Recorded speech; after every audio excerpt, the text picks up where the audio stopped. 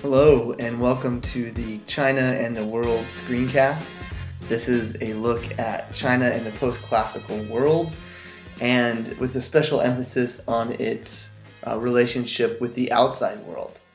So let's get started. First, let's look at the big idea, and this screencast is going to focus on the fact that during the post-classical era, China had a huge impact on its neighbors, but beyond that, its booming economy created a ripple effect across Eurasia. But it wasn't just affecting other people. China was also influenced by its neighbors as well. A lot of times there's the myth that China is completely isolated and cut off from the world, but the post-classical era shows that's not necessarily true all the time. The reunification of China is very important to China in the post-classical era. After the Han fall, Confucianism goes on the decline with it, and China sees a rise in nomadic peoples, and with the absence of Confucianism, Buddhism gains popularity, and people begin to flee the countryside, searching more security and safety in the cities.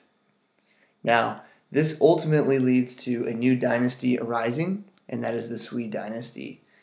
They unite China around extensive public works projects, like a giant canal system that connects northern and southern China, and this will boost trade in China's economy.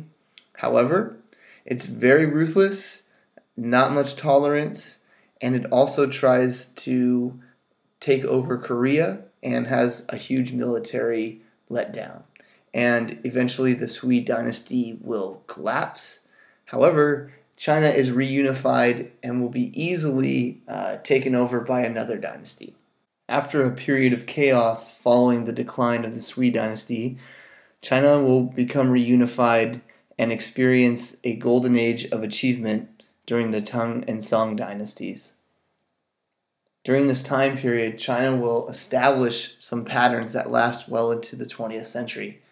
One of them being the equal field system, where the government will take land from landowners and redistribute it to other people.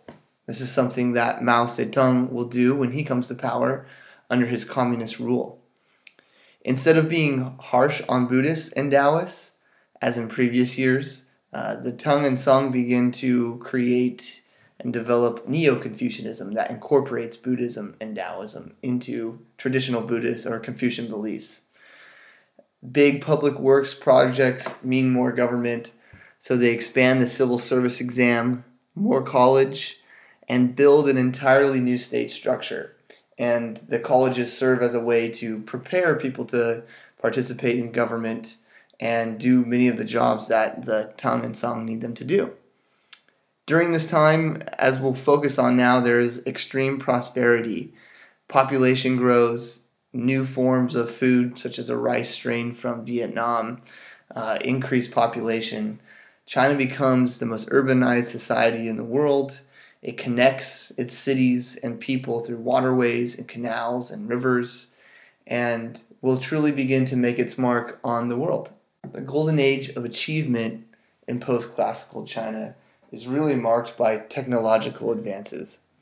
China sees it boom in their iron industry. Their demand for more Buddhist scriptures and other religious works creates the necessity for woodblock and movable type and advancements in printing. They begin to trade more, and they use ships to trade, and their ships become more advanced. Now, all of this leads to cheap transportation, and when you cut down the cost of transportation, you cut down the cost of goods, and that just means more trade, cheaper products to be shipped out all over the world. And with more trade, you're going to have to shift to an emphasis on paper money because there's more goods circulating around. It's no longer a simple system of bartering for goods. In order to do trade on that level, you need some form of currency. Before too long, China becomes the most commercialized society in the world and will, as we'll see, leave its mark. However, China's rapid prosperity and booming economy did not always work out well for women. Rapid economic growth and a revival of Confucian principles will actually tighten the restrictions on women.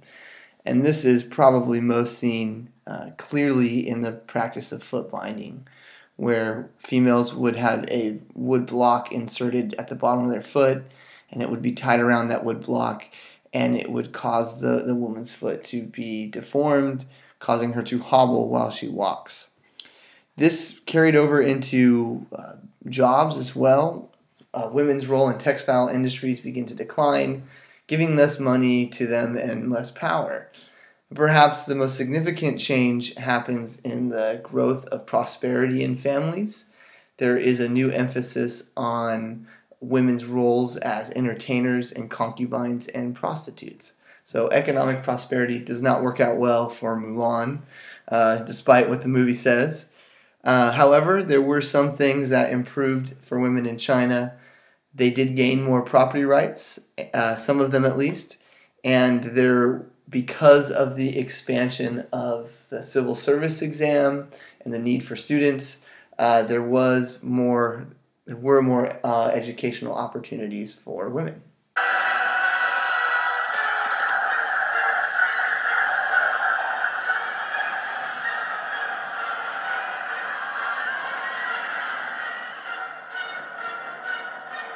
China's interaction with the world starts with its interaction with nomadic peoples, who China had been fighting with and working with for quite some time.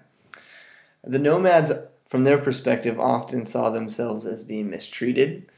China was always building walls to keep them out, even though China needed the nomads for things such as horses and military needs, access to furs and forests that the nomads controlled, and using the nomads to secure the Silk Roads.